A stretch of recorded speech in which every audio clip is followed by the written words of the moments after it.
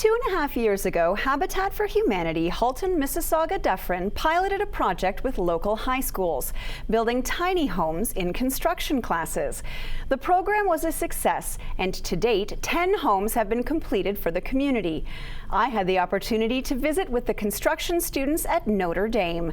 They're currently working hard on a project and learning much more than how to build a house.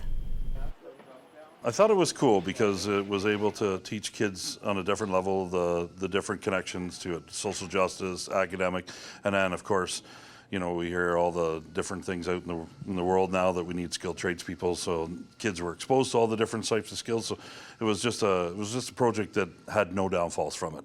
So we're bringing elements of teamwork, problem solving, and then total, community engagement by having that end goal of being a home.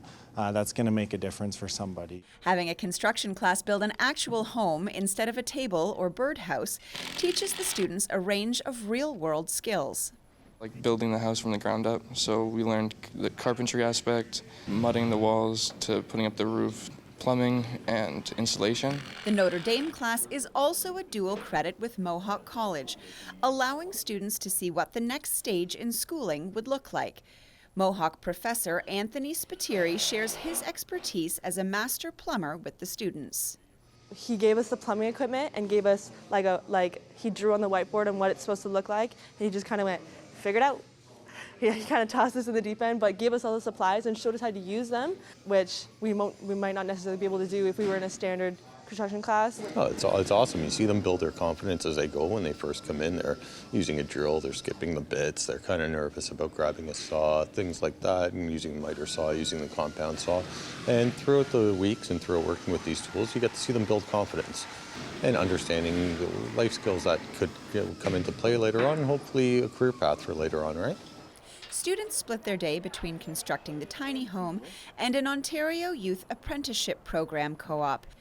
Grade 12 student Aaliyah Young LaLumiere started in the program in grade 10. She's now working on her 4th tiny home.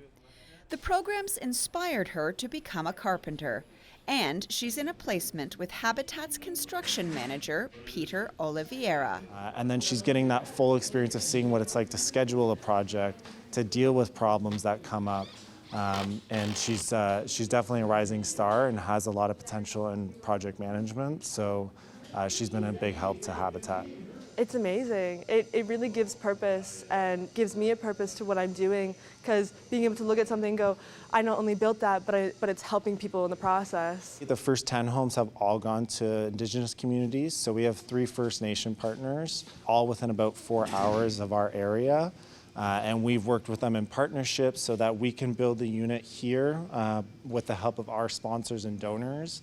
And then the communities up there are developing the land, they're putting down the foundations, and then they're housing people in their community with the tiny home unit. A month and a half ago, the class went to Stony Kettle Point. They attended the opening ceremonies for the tiny home that was completed last year. Everyone there is incredibly kind and welcoming. But when you get there, you can see that what we built is actually being used for a good cause, and that made me happy.